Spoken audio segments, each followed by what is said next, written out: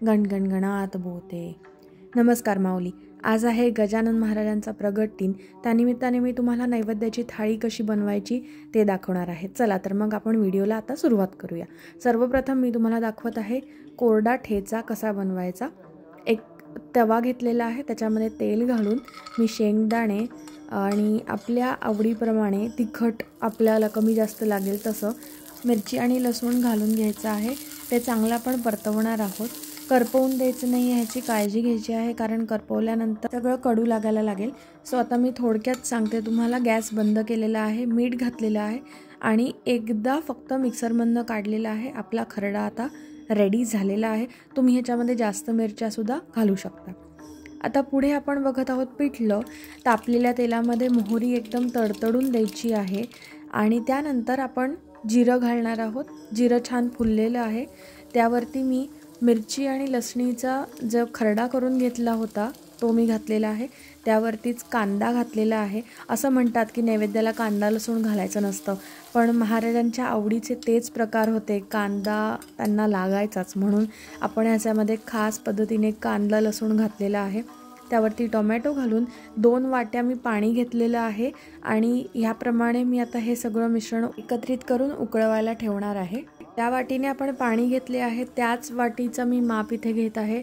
Same वाटी आहे। अर्धा वाटी मी इथे बेसनाचं पीठ घेतलेलं आहे, त्यामध्ये 1 वाटी परत पाणी घालून त्यात मीठ घातलेलं आहे आणि हळू अलगद हातानेच गुठळ्या मोडणार नाहीत अशा पद्धतीने मी ते एक प्रकारचं बॅटर बनवत आहे। हे बघा, गुठळ्या अशा पद्धतीने राहिलेल्या आहेत। 1-2 उकळी आल्यानंतर त्यात आता मी हळद घालून ते जे आपण मिश्रण केलेलं आहे गुठळ्यांसकट ते घातलेलं आहे। तुम्ही गुठळ्या मोडूनही घेऊ शकता, पण आम्हाला गुठळ्यांसकट पिठलं भयंकर आवडतं, म्हणून आम्ही तसंच ठेवायचा प्रयत्न करतो। फोडणीमध्ये हे जे पीठ आहे ते आपण एकत्र केल्यानंतर थोडंसं पाणी अजून घालायचं आहे। बघा कसे बुडबुडे यायला लागले आहे त्याला। आता हे पाणी घातल्यानंतर आपण ह्याला वाफ आणायला ठेवायची आहे।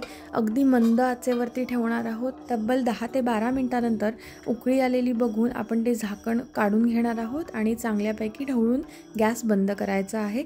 त्यावरती भरपूर अशी कोथिंबीर घालत आहोत। हे बघा, आपले मस्त गुठळ्यांसकट पिठलं तयार झालेले आहे। आता आपण त्यांच्या दुसरा आवडीचा पदार्थ म्हणजेच गोडाचा शिरा बनवणार आहोत। थोडेसे 1 चमचा मी तूप घेतलेलं आहे, फक्त आपले ड्रायफ्रूट थोडेसे परतवून घेण्यापुरता। ते ड्रायफ्रूट आता मी परतवून घेतलेले आहेत आणि अशा पद्धतीने मी एका प्लेटमध्ये किंवा वाटीमध्ये तुम्ही असं काढून घेऊ शकता। आता त्याच कढईमध्ये मी पाव वाटी तूप, अर्धा वाटी बारीक रवा असा घेतलेला आहे। लक्षात ठेवा, जाडा रवा घ्यायचा नाही, कारण मग तो शिरा मिळून येत नाही। आता मी तोच रवा त्या तुपामध्ये मस्त खमंग होईपर्यंत भाजणार आहे। थोडासा रवा आपल्याला जेव्हा लालसर दिसायला लागतो तेव्हा गॅस अगदी बारीक करायचा आणि मग त्याच्यामध्ये 1 पिकलेलं केळं घालायचं। मला स्वतःला पर्सनली केळं भरपूर आवडतं शिऱ्यामध्ये, म्हणून मी घालत आहे। तुम्ही तुमच्या आवडीनुसार नाही घातलं तरीसुद्धा चालेल। इथे आता मी केसर घालत आहे थोडंसं, आणि वेलची पूड अगदीच गरजेची असते। वेलची पूड शिवाय शिरा होऊच शकत नाही, म्हणून वेलची पूड घालत आहे। तुम्हाला मागे जो गॅस दिसत आहे त्याच्यामध्ये मी अर्धा कप दूध आणि 1 कप पाणी असं उकळवायला ठेवलं होतं। हे एकत्रित केलेलं लिक्विड आपण उकळतच घालायचं आहे, कारण ह्यामुळेच रवा आपला जो भाजलेला असतो तो अजून फुलायला आणि शिजायला मदत होते। आता बघा, आपला रवा जो आहे तो थोडासा मऊसूत होऊन असा एकजीव झालेला आहे। तो मी एकत्रित करून त्याच्यावरती झाकण ठेवलेलं आहे। 5-1 मिनिटामध्ये आपला शिरा मस्तपैकी शिजून तयार होतो। फक्त आता ह्याच्यामध्ये साखर घालायची आहे। ती साखर घालताना आपण गॅस बंद करणार आहोत।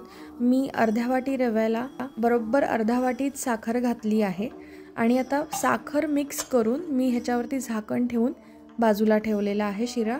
साखर घातल्यानंतर अगदी आठवणीने गॅस बंद करायचा, तसे केले नाही तर त्या साखरेचा पाक बनण्याची शक्यता दाट असते। आपण मगाशी जे ड्रायफ्रूट्स बनवून तयार केले होते ते मस्तपैकी ह्याच्यावरती घालून आता आपला शिरा तयार झालेला आहे। शिरा आणि पिठले बनवून तयार झाले आहे। आता आपल्याकडे भाकरी बनवायची आहे। सो मी काय केले आहे, गॅसवरती 1 स्टीलचं पातेलं घेऊन त्याच्यामध्ये 1 वाटी पाणी घातले आहे। त्यात मीठ आणि तूप घालायचे आहे। 1 उकळी आल्यानंतर मी 2 वाट्या त्याच्यामध्ये बाजरीचे पीठ घातलेले आहे। त्यानंतरच गॅस बंद करायचा आहे आणि ते पीठ असं एकत्रित करायला मदत करायची आहे. म्हणजेच काय, चमच्याच्या साहाय्याने बाटच्या बाजूने तुम्ही करू शकता किंवा चक्क लाटणं घेऊ शकता आणि लाटण्याने तुम्ही ते फिरवून असा तो गोळा एकत्र करू शकता. थोडंसं गरम असतं पीठ, त्याच्यामुळे थोडंसं तुम्हाला सांभाळून करावं लागेल. हे मी आता इथे 5 ते 10 मिनटं असंच ठेवत आहे आणि मग मी एका घमेल्यामध्ये जिथे मला व्यवस्थित पीठ मळता येईल तिथे मी आता त्याला ट्रान्सफर करत आहे. हे पीठ आपल्याला भरपूर मळून घेणं खूप गरजेचं असतं. त्यामध्ये आपण चांगल्या प्रकारे मळून घेणार आहोत. मला मळताना जाणवलं की थोडंसं मला ओलसर लागतं आहे, म्हणून मी त्याच्यामध्ये ज्वारीचं किंवा बाजरीचं तुमच्या आवडीनुसार तुम्ही पीठ असं परत घालून घेऊ शकता आणि ते परत तुम्हाला तसंच मळावं लागतं जोपर्यंत एकसंध होत नाही. प्रोसेस अगदी सिंपल आहे.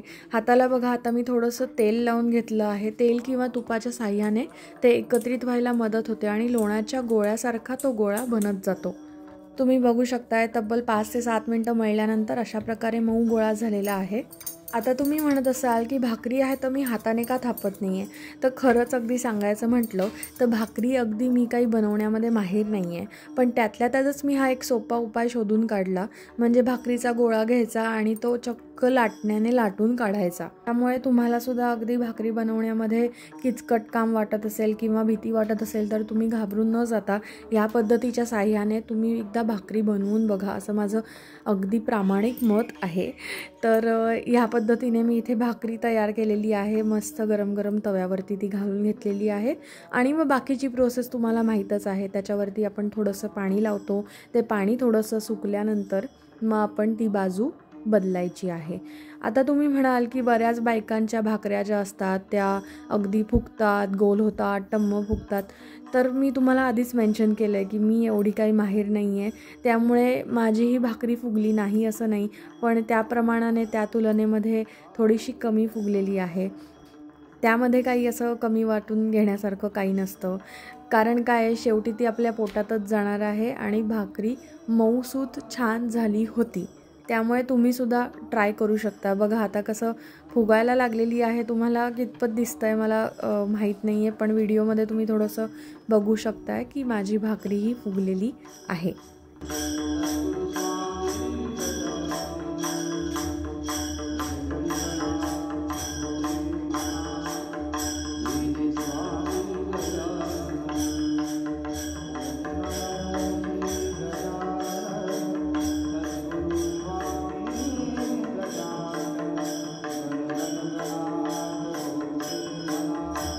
आपला सगळा स्वयंपाक आता झालेला आहे. मी एकीकडे भातही लावला होता, तुम्हाला बघायला मिळेलच. आता ती भाकरी घेऊन मी छानपैकी त्याच्यावरती तूप लावत आहे आणि बघा, तुम्ही बघू शकता किती मऊसूत आणि सुंदर झाली आहे माझी भाकरी. अशा प्रकारे मी 2 भाकऱ्या नैवेद्याच्या पानामध्ये वाढल्या आहेत. डावीकडे नेहमीप्रमाणे आपण गोडाचा ठेवतो म्हणून डावीकडे शिरा घातलेला आहे. त्यावर मस्त महाराजांसाठीच मी छानपैकी 2 चांगले तळलेले काजू घातले आहेत. आपलं गरम गरम आत्ताच तयार केलेलं पिठलं त्यांना आवडतं म्हणून कांदे, लसूण आणि मिरच्यांचा खरडा आणि थोडासा भात. भातावरती नेहमी आपण 2 भाग करतो आणि वरच्या भागामध्ये वरण असेल तर वरण, नाहीतर पिठलं, आमटी, जे काही आपण लिक्विड भाजी वगैरे केलेलं असतं ते आपण भातावरती घालतो. त्याप्रमाणेच मी आपलं आता नैवेद्याचं जे ताट आहे ते तयार केलेलं आहे. माझी आजी म्हणते नेहमी की जे आपण तूप घालतो नैवेद्याच्या पानावरती ते सगळ्यात शेवटी घालायचं. त्यानंतर एखादा जर का पदार्थ वाढायचा राहिला असेल तर तोही वाढायचा नसतो, कारण शास्त्र असतं ते. आय होप तुम्हाला सुद्धा ही महाराजांच्या नैवेद्याची थाळी आवडली असेल आणि आवडली असेल तर जरूर आपल्या व्हिडिओला लाईक करा, शेअर करा आणि चॅनलला सबस्क्राईब करायला विसरू नका. थँक्यू.